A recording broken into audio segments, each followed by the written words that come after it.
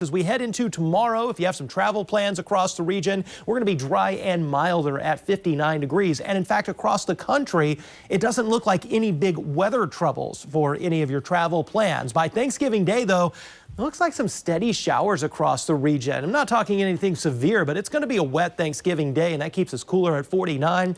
And it'll be chilly for Light Up Louisville on Friday as we struggle into the 40s. It's another cold front that's going to be heading our way with the rain on Thanksgiving Day. It will be an impact weather day as we have to dodge in and out of the showers and the wet weather. And then once that starts to taper off Thanksgiving evening, the drier air will be chillier behind that cold front. So our 7 days a changeable one after 59 tomorrow and our mildest of the next week ahead. We dip to 49 with those showers on Thursday. We do briefly get back to 50 degrees on Saturday ahead of an increase in cloud cover next Sunday, with temperatures returning back to the 40s, maybe a spotty shower to round out the weekend. Lows near freezing and highs stay stuck in the below normal 40s, even with sunny skies next Monday. All right, that's the latest on the changeable forecast. It's 5:13 now. Let's send it back to the news desk. Matt, thank you. The city of Waukesha, Wisconsin remains in mourning after 5 people were struck and killed by an SUV during a holiday parade. And the suspected driver was recently let out on bail for another charge.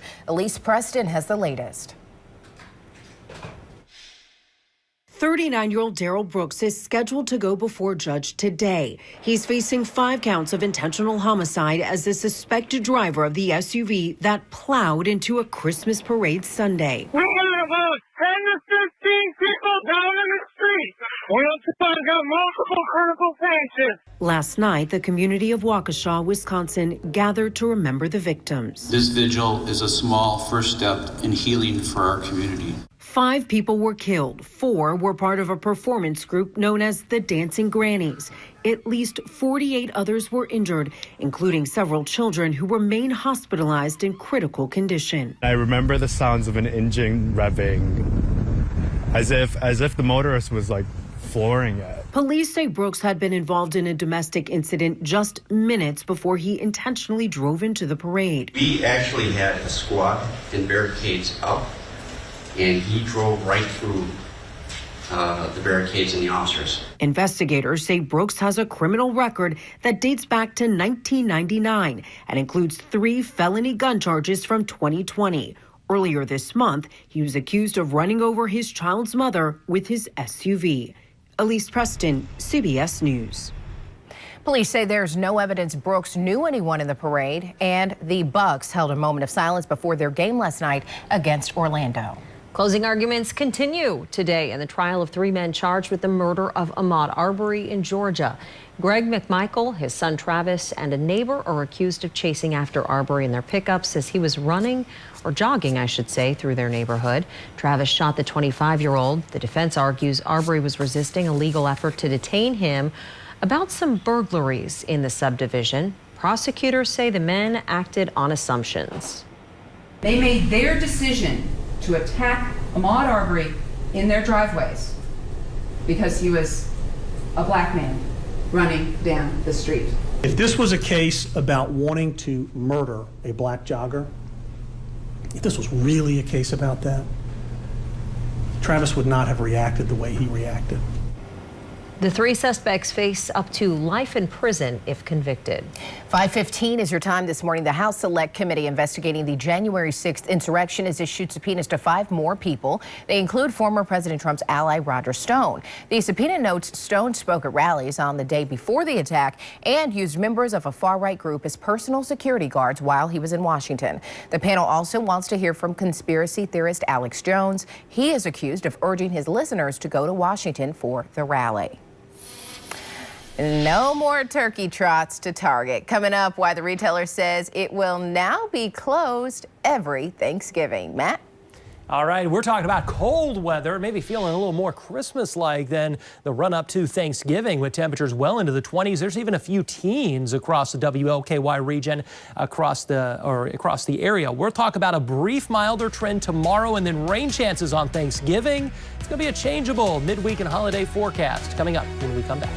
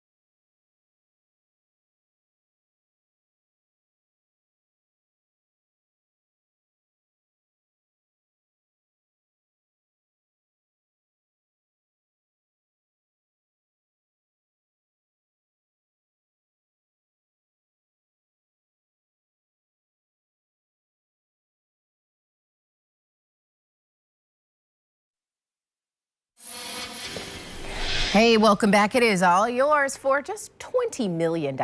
Tiffany & Company just unveiled what it calls its most expensive piece of jewelry ever. The World's Fair necklace was unveiled in Dubai on Sunday. It features 180 carats of diamond set in platinum, and the centerpiece is an 80-carat oval, flawless D-color Empire diamond. The luxury retailer has not yet put a price on the necklace, but industry experts estimate the value is between $20 million and $30 million. Wow. I'll be honest though, I don't actually even like it. You don't want to roll through Nulu or downtown Louisville or anywhere with $20-30 million hanging on your neck just for Saturday night? How many security guards would you need for that? Honestly, to me, doesn't that look very costume, almost fake? It does. It doesn't have a real, like regal, real look to it. Doesn't, I mean, not a fan. $20-30 million, come on. Someone's gonna buy it just to put it in a safe. Yeah. They will. You're right. I think it's more of an investment than it would be to actually, flaunt. Unless you're going to the Oscars. Right. Maybe y'all are. Invite me.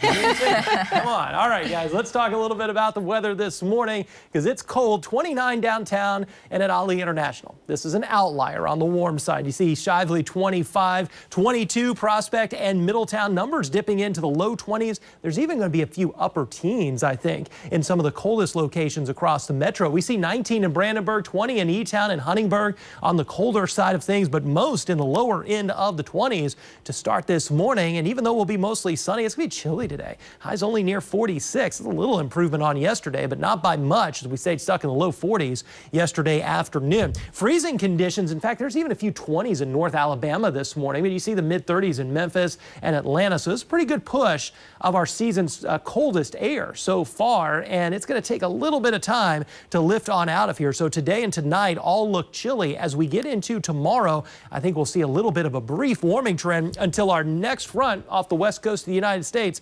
heads in our direction and is going to give us rain by the time we get into Thanksgiving. But Futurecast in Motion shows the quiet conditions today, maybe a few high thin clouds, but we're going to be mainly sunny in our skies. Tonight into tomorrow morning, quiet and also cold, lows in the low 30s and 20s across much of the region. In your Wednesday skies, a few more clouds, but we'll stay dry. We get numbers headed in the right direction into the 50s. But here we go, late Wednesday night into Thanksgiving Day. We're building in rain chances, and it looks to be like some steady soaking rain showers across the area. I don't see anything severe, but rain is likely and could be a washout for our Thursday. So keep that in mind with the clouds and the rain. We're back down in the 40s. A chilly Friday. Light Up Louisville is going to have to bundle up. It'll be dipping into the 30s Friday evening. We'll briefly get back to 50 on Saturday. Dodge a slight chance of a shower Sunday as just a reinforcing shot of some chillier 40s move our way to round out the weekend heading into next week. All right, that's the latest on the forecast. 5:22 now on your clocks. Let's send it back to Carrie and Julie. All right, Matt, thank you. Today, President Biden's expected to announce he will release oil from the Strategic Petroleum Reserve. A White House official confirmed to CBS News the move is an effort to keep gas prices low during the holiday season. Target will no longer open its stores on Thanksgiving Day. The retailer was closed on the holiday last year during the pandemic. Now it is making the change permanent.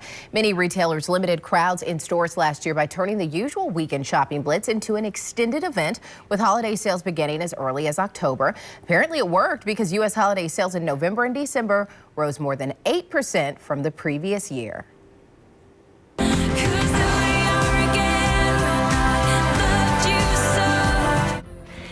Taylor Swift has set a unique record. Universal Music says her new version of All Too Well, which clocks in at over 10 minutes, is the longest song ever to top the Billboard Hot 100 chart. The previous record holder was Don McLean's American Pie at a mere 8 minutes, 42 seconds. That is a really long song. That is. I haven't listened to it all the way through yet, but good for her. She's singing the whole time. It doesn't stop and do a skit or anything. Rebecca, is she singing the whole time? Yeah. It's a long time. Okay. Martin's Christmas trees are back in southern Indiana, and this is the 53rd year for it. And our Alex Durham joins us live from the Meijer parking lot in Jeffersonville, where hundreds of fresh cut trees are up for sale. Good morning, Alex. Hey, good morning, guys. Yeah, so it is a crisp, cold morning out here, and that is actually perfect, according to John Martin, the owner here, for Christmas trees selling. Why do you think that is, John? It's just a great morning. Colder it is, the better it is. The better it is. So walk me through what you have this year. Your lot is packed full. So what kind of trees are these? These are Fraser firs. Okay. Is this like your standard Christmas tree? That's the most popular tree there is out. Where are these trees coming from? We get them out of North Carolina and Wisconsin. Nice. And then if you move over here, I see some that look a little more fluffy. What are these called? Those are the white pine. Okay. And we still sell a lot of the white pine, and it's an old traditional tree, and they used to be the Scotch pine, and we quit selling those. Those are not really a great tree, but we sold those for years, and now we went to the Fraser, so the white pine's sort of fading out. Do you have a good variety of trees here? Sizes, all that kind of stuff? From 5 to 6, all the way up to 12, 14 foot. Now listen, I know this is your 53rd year selling Christmas trees. Right. How in the world did you get started? Years and years and years ago, started hauling some trees for a guy, and then I saw he was making some money, so I bought a load of trees out of Nashville, Indiana, and started selling down the road here at the old Cow Palace. There was a light out there, and that's where I started selling trees 53 years ago. The math just doesn't add up to me, John. Well, I'm getting old now. So looking at these trees, is there such a thing as a perfect tree, or is it everybody's own taste and opinions? If I'm looking at this one, what do you think about that one? Well, all my trees are perfect, Alex. Why would I sell a bad tree? Why would you sell a bad tree? So we're looking at like a couple hundred set up, but you have more to replace them when they sell. How many trees do you think you have total? We got probably a couple thousand, 2,500 here right now, or a few more. And we got some more coming in next week.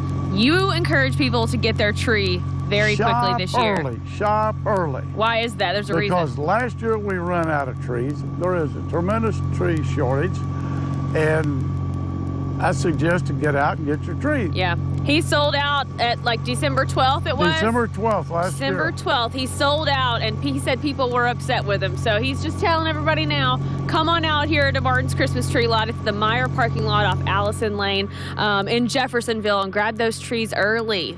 Early, guys. It's time. My tree's up, but it's fake, so it's not gonna like die, and I don't have to worry about the dry bristles and all that. Don't say fake tree this morning. Oh, okay. Real. Everything. Getting a real one from other room. Yeah. Now, Martin's Tree Lot also does wreaths too, though, Julie. So you can get the fresh ones of those if you want to check those out. I saw him make them one year. It's kind of pretty cool, actually. Let's talk about hitting the roadways. We're headed out across the region. It's cold in town, mid-20s, but the suburbs and outside of Louisville, a little closer to the 20-degree mark. So we'll bundle up for the morning rush. Mostly sunny ride home, temperatures in the mid-40s. It's going to be a chilly day. We'll talk about a warming trend. Mo Rose will have your first check of the commute. That's all coming up when we come back.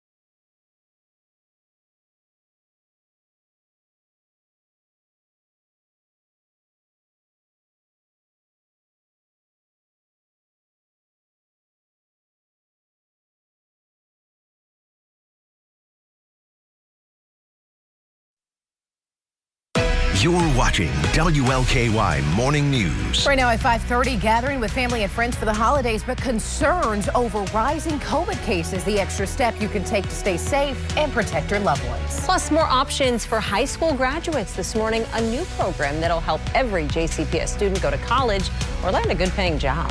Sounds good. Good morning and thank you for being with us. I'm Carrie Grace. And I'm Julie Dolan. The countdown to Thanksgiving is on, and we are bundling up every day as we get to the holiday. Matt, doesn't seem like there's much relief in the forecast. Yeah, it's been chilly. I think that's going to stick around for a while. We'll have some ups and downs over the 7-day forecast, but boy, as you head out the door this morning, get ready for clear, cold conditions. 29 in town at Ali International. That's only if you're watching us from the airport, and if you are, hopefully it's a good work day for you or you have safe travels across the country, because otherwise from the metro suburbs, from Shively at 24 as well as St. Matthews and J-Town at 25 to coldest in Prospect and Middletown at 22. We even dip into the teens around Brandenburg at 19. Look at all the low 20s, even on the higher side. Paoli, Litchfield and Campbellsville at 23. It's our coldest start so far to this fall morning. It's 46 in the afternoon and mostly sunny. We'll jump to a dry, milder 59. That'll feel nice tomorrow, but unfortunately for Thanksgiving Day, soaking showers look to be on the board. Could be a washout, in fact, with highs staying stuck in the upper 40s. So we'll have the umbrellas ready for our Thanksgiving plans. That's the latest on the forecast. Roadways are dry out there this morning, but Mo Rose is in the traffic center tracking some big problems. What's going on, Mo? Yeah, we've got an interstate shutdown on 65 southbound. So an accident involving multiple vehicles. This took place in Hardin County, so just south of E-Town at mile marker 81. So it's around that Sonora area, but notice on the cameras, you've got that one side of the screen, nothing's moving there. So all lanes are blocked on 65 South. What you're going to want to do is hop off at Kentucky 222. That's the Glendale Junction to get around this. I spoke with dispatch in Hardin County. They said this should be open within the next hour or so. There were injuries involved, but at this point, they're not going to be able to reopen the roadway until they get a big truck out there to tow out the vehicles. A little closer to home here, 71 northbound. We do have an accident at US 42. It's over on the right shoulder. Don't have a view of that, but we do have a stalled vehicle. I want to take you over to I-71 southbound, and this is right by the rock wall. If I can get this camera up and running here. Real careful. You got to look center of the screen, and that's on that right shoulder of 71 South out by the water sentence. So something to watch for if you're coming in from Crestwood. It's a 14-minute ride into downtown. Northbound 65 from Oklahoma, it's a 14 ride as well, and 27 minutes from Fern Creek into the city this morning. 5:33, ladies, back to you. Thank you, Mo. Kentuckians are being warned not to let their guard down ahead of the Thanksgiving holiday. Governor Beshear is encouraging people to get vaccinated or get their booster shot. And if you're not, you should wear a mask when indoors. But regardless of your vaccination status, he asked people to keep their gatherings small. The governor revealed new cases and the positivity rate has both increased for the 5th straight week. It ought to tell everybody that we need to be real careful on Thanksgiving this week, as well as Christmas coming up. But unlike last year, there's an opportunity for it to be safe, to really safe for you and your family.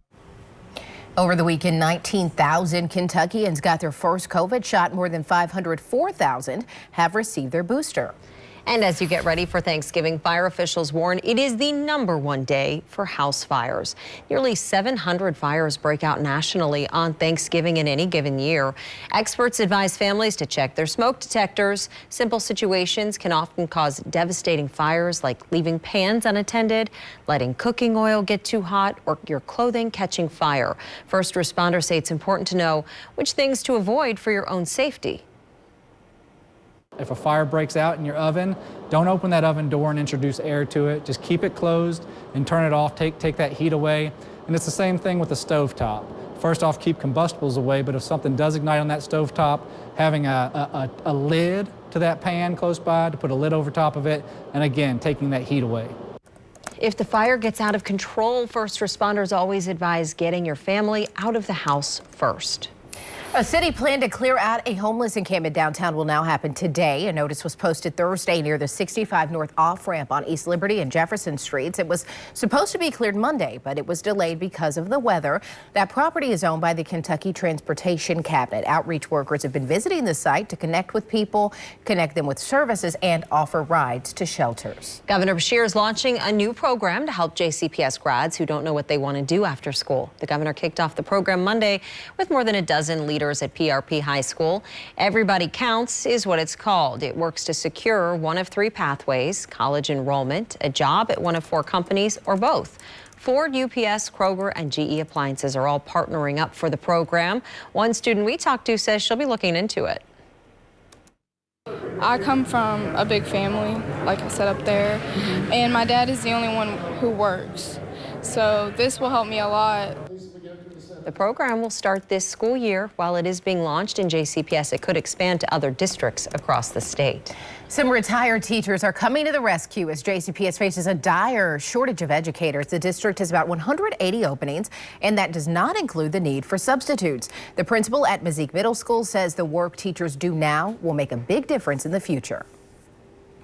These students really need them. They're bright and brilliant and just need somebody to work with them to nurture their strengths and their talents and abilities.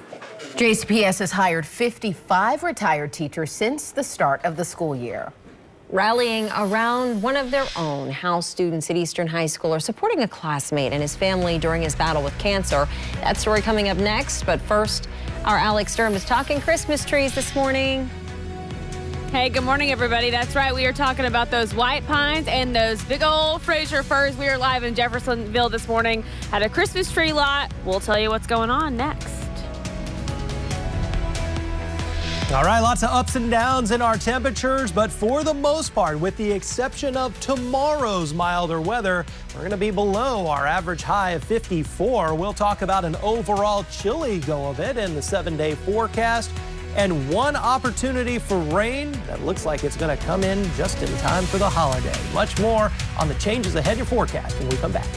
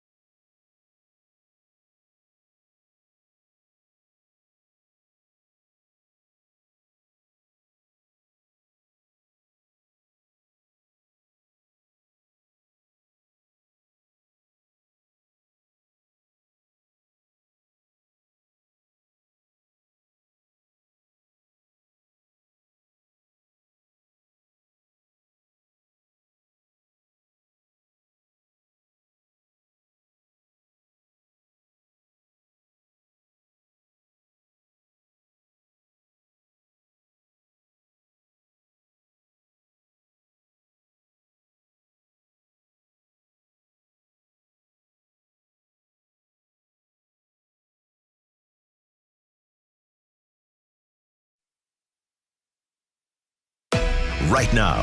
This is WLKY Morning News. And starting out cold this Tuesday morning. Get ready to bundle up to temperatures mainly in the low to mid 20s across the metro suburbs. Jeffersonville, now you've tagged along with Prospect and Middletown, the coldest at 22 degrees, 24 in Shively, St. Matthews, 25 in J-Town. You're on the higher side. Fern Creek Valley Station at 23. It's officially 29 downtown at Ali International, but that is and typically is the warmest temperature in the region. Look at numbers. First time we've had 19 on the board in Brandenburg this fall season, 20 in Elizabethtown and Huntingburg. So a lot of low 20s and even a couple of upper teens to start the morning. There's a few high thin clouds may stream through our skies at times. We're going to see a lot of bright skies and sunshine today.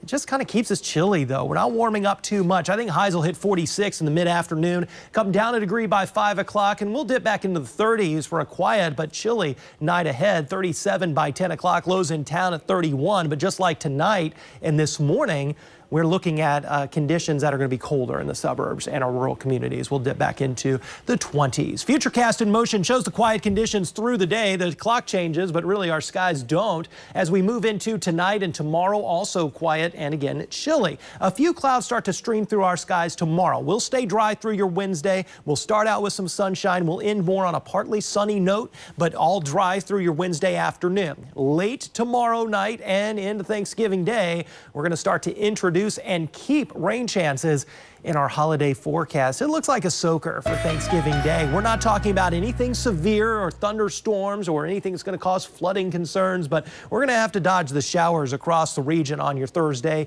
59 Wednesday goes back to 49, and well, we stay on the chilly side, 40s to near 50 Friday through the coming weekend into Monday of next week. Couple of spotty showers can't be ruled out too with the cloud cover on Sunday. That's the latest on the forecast. A couple of big troubles south of town, though. Let's check in with Mo Rose and get the latest. All right, thanks, Matt. Hey, good morning, everyone. So yes, 65 southbound. All lanes are blocked, part of Hardin County. This is just south of E-Town, and it's right near that Sonora exit. We're seeing a multi-vehicle accident on the cameras there from Trimark. It's kind of tough to see, a lot of flashing lights there, but if you notice, on the right side of the screen, nobody's moving. This is continuing to back up all the way to the Glendale Junction. Here's where it is on the map, just so you can see. Again, all lanes blocked on 65 southbound. It's before Sonora, so your best bet is to hop off at Kentucky 222. This is the Glendale Junction to try and get around all of this. The dispatch in Hardin County did say they should be reopened within the next hour or so if you want to wait it out, that might be your best bet. But as of now, 65 south, all lanes blocked right before Sonora. 71 northbound near 42, we do have an accident there. Taking you over to I-71, we don't have an access to that camera there, but things are looking okay. Just the right shoulder is blocked, so we're not really seeing any big slowdowns. No problems along 71 out by the county line. So if that's where you're coming from this morning, it's going to be about 22 minutes to get into downtown from LaGrange. If you're going in from southern Indiana this morning, we're also in great shape approaching the Sherman-Minton Bridge there at Spring Street. No delays as you're riding in from Georgetown either. It's 11 minutes into the city. It is 5:43. Julie, back to you. Thanks, Mo. A new Safe Haven baby box was unveiled in southern Indiana. It was funded by a couple who adopted a newborn abandoned in one of the boxes. They raised money so it would open on the 2nd anniversary of their adoption. This is something good for the community.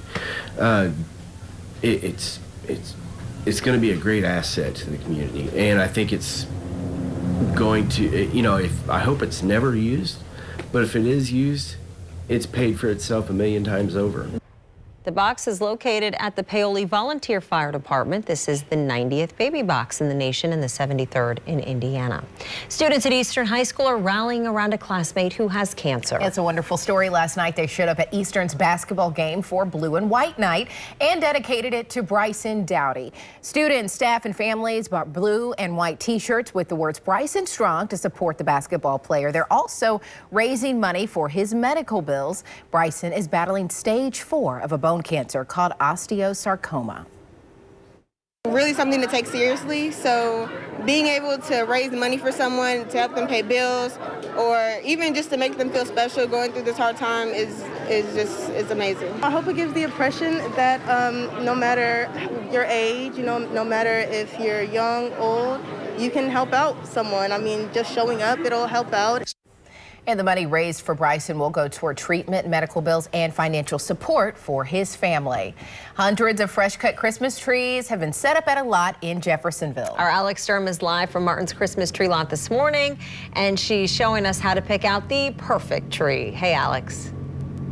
Hey, good morning, guys. Yeah, so apparently all the trees here at Martin's Family Christmas Tree Lot are perfect, according to John Martin this morning. So I think that it just depends on what people like, don't you think, John? Whether they like them tall, maybe a little thicker. We're here on like the side that has the large Christmas trees, the tall ones. So take us back here and find us the biggest one you can find. All right. What size are these that we're walking through? Those are probably 10, 12 foot. Okay. There's probably one, those 13. There's one of probably about 14. Here's one about 16 foot or better. Wow. And we've got some over here in the front that's probably 13, 14, 15 foot. And all these are Fraser firs? Fraser firs, yeah. Okay. Yeah. Do the white pine, do they get bigger, or is it usually these that come in the large We size? just don't get them that big. Yeah. We just have a demand for them.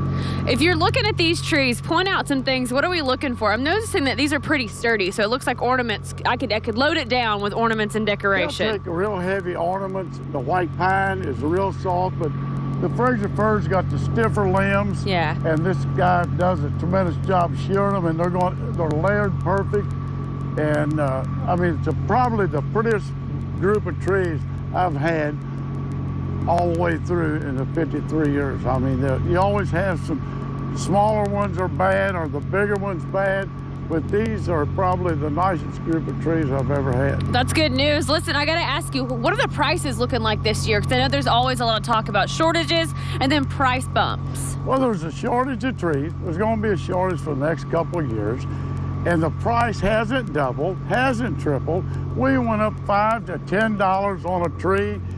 And you know, the fuel price of getting the trees hauled. Yeah. And the Christmas tree growers went up on us. Yeah. But we kept keeping our prices very low. Well, you've been doing this for long enough that I think we got to trust you. 53 years, Martin's Christmas Tree Lot has been open here. So listen, we are in the Myers parking lot in Jeffersonville on Allison Lane, and I'm thinking that these are probably a little too big for my house, but I might try to pick out a good one on the smaller side. How small are you talking, Alex? Like, you want it your height or shorter? That's real small. Like, no. We want it taller than me, just not 12 feet. Okay. So like a 6 footer, a Like 6 and a half. 7. Oh, 7. 6 and a half. I think 7 is a good height. Yeah. Just a bit taller than Matt. Yeah. Matt, Alex is out there. I can see her breath this morning. She's got the hat on, and that's a good thing this morning in terms of what to wear. Just follow Alex. She's at the heavier coat, the gloves, the hat. You're going to need